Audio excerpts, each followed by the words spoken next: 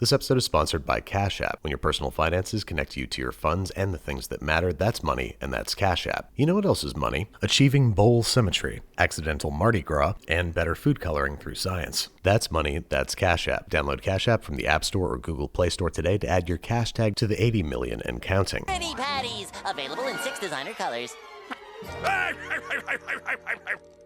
Mr. Squidward, come look! Don't that look appetizing? Good, sir. Wait! Give me an orange patty with extra purple! Hey, what's up guys? Welcome back to Binging with Babish, where this week we're finally taking a look at Pretty Patties. Now, the late great Stephen Hillenburg, creator of SpongeBob, specified that Krabby Patties are meatless. So as you can see, I have the entire vegetable kingdom strewn before me. But before we can make any pastel patties, we have to make some brilliant buns. Now, my first instinct was to recreate the brightly colored, barely browning bread from the Brood Witch episode. Now, not only did the egg wash used to adhere the sesame seeds to the bun cause the bun to brown, but late that night I awoke in a cold sweat, remembering that eggs are not vegan. And on the off chance that's what he meant, I decided to start over with a lean burger bun dough. We're starting with 510 grams of bread flour in a large bowl, to which we're going to add 10 grams of instant yeast, 30 grams of sugar, and 2 teaspoons of kosher salt that we're going to regular size whisk together to make sure that everything is evenly distributed throughout the flour, before adding 275 ml of water and 60 ml of neutral flavored oil like vegetable or canola, mixing together at first by spatula and then by hand until combined into a shaggy yet homogeneous dough. Normally we would now want to knead this within an inch of its life until it passes the window pane test, but since we have to make 6 different colors and I don't want to make 6 different batches of dough, I am weighing and dividing this dough into 6 equal pieces, working with one at a time and keeping the rest covered. First I'm going to break it in half, place it in the jar of the food processor, ready the food coloring of my choice, and then with the food processor running, slowly drizzling a small amount of color down through the feed tube, then letting the dough process for about 45 seconds total, both evenly distributing the color throughout the dough and helping to develop gluten. Use the dough as a sort of sponge to pick up all the scraps, give it a sort of gestural kneading, and place it in a covered oiled bowl until nearly doubled in size. Then we're going to rinse and repeat with the remaining doughs, orange, red, indigo violet, and good old-fashioned green.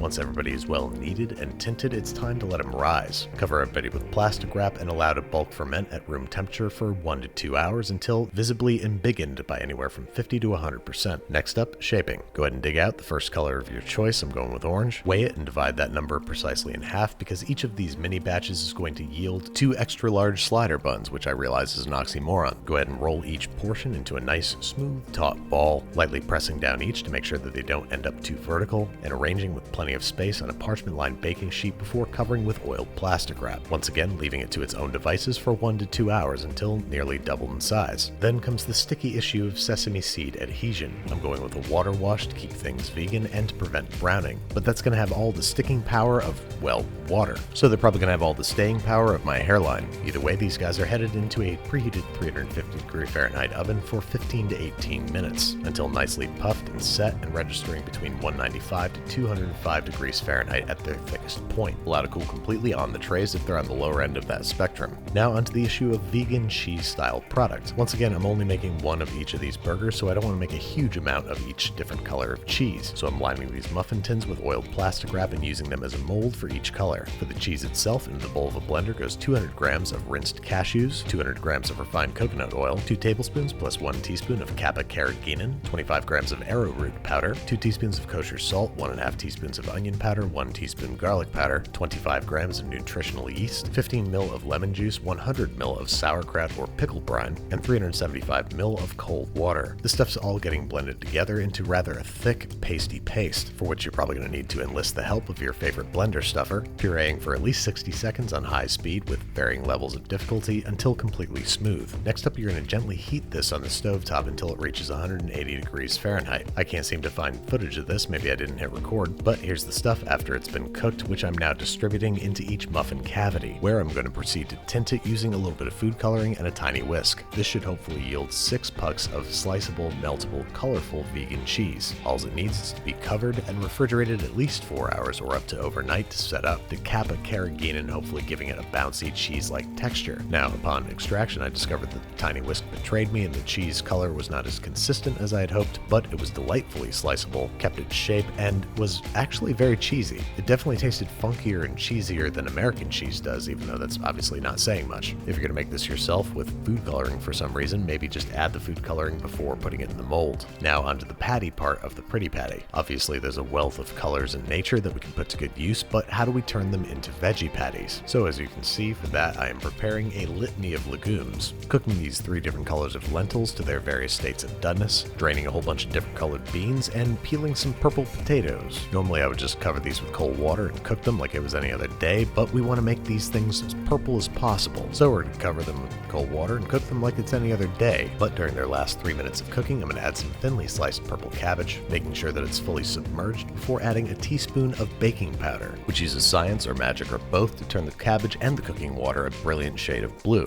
Definitely not totally necessary, but I wanted to try it out, and this seemed as applicable an application as I could apply it to. Go ahead and spread this out on a rim baking sheet so that it can cool entirely before being fashioned into a burger. Also, corn. Just corn. Now it's finally time to start prettying patties. The patty equation we decided to work with was 1 part cooked vegetable, in this case spinach, 1 part legumes, I'm using half green lentils, half edamame, half a part the grain of your choice, I'm using brown rice, 1/4 part breadcrumbs or ground oats for a binder, 1 tablespoon vital wheat gluten, and salt and pepper to taste. Pulse until a ground beef-like consistency is achieved, thickening with more rice, ground oats, or vital wheat gluten as needed. And there you have it, our green patty. Don't have super high hopes for this one, let's try yellow. I'm starting with yellow lentils, the aforementioned corn, ground oats, and brown rice. More excited about this one because it's basically just a fried corn cake. Then for orange, I'm going grated carrot for the vegetable, brown rice for the grain, and vital wheat gluten for the binder. Medium hopes for this one. I love carrots, but I've never described them as burger-like. Next up for red, I'm going kidney beans for the legume. What I know are going to be divisive sun-dried tomatoes for the vegetable, brown rice for the grain, and ground oats for the binder. Pulse until pebbly, and let's be honest, not red enough. So this is going to be the one patty where I cheat with a little bit of food coloring. So let's all just collectively pretend that we didn't see that. And then for purple, as you might have guessed, I'm going with peeled and grated beets. This, along with some neutrally colored pinto beans, produced a picture-perfect purple patty. Next up, our blue potatoes and cabbage are going to be accompanied by blue corn tortilla chips, brown rice, and vital wheat gluten for a patty that I'm pretty sure is going to taste awesome. I mean, it's mostly potatoes and chips. So there you have it, 6 different veggie burger bases, each of which I'm going to press into 2-ounce patties the same width as our buns. The last bit of prep that now remains is the slicing of the vegan cheese. And given that this stuff has the consistency of Play-Doh, it might be more about shaping than slicing. Once you get your cheese, arts, and crafts ready to go, we can start slicing our buns. I wanted to make consistent, even cuts, and as it turned out, a coaster from today's sponsor was the perfect pedestal upon which to prop our pen.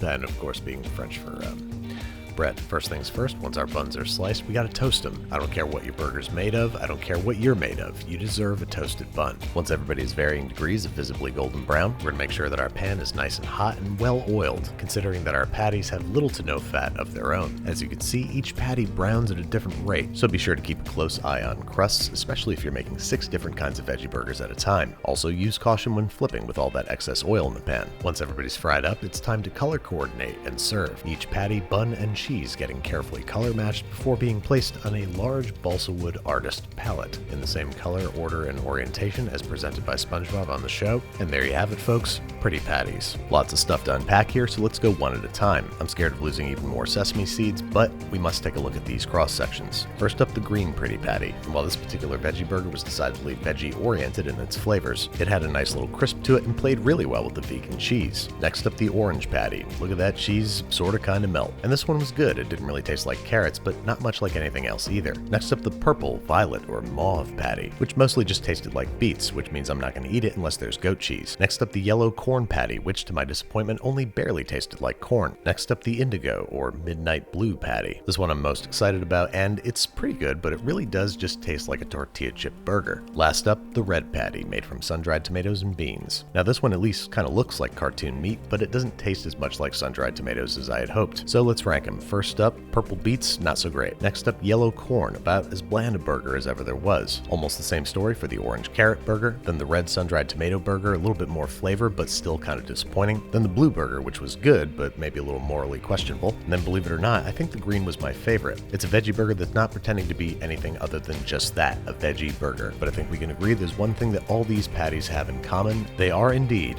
pretty. Thanks again to Cash App. That's money, that's Cash App. Download Cash App from the App Store or Google Play Store today to add your cash tag to the 80 million and counting.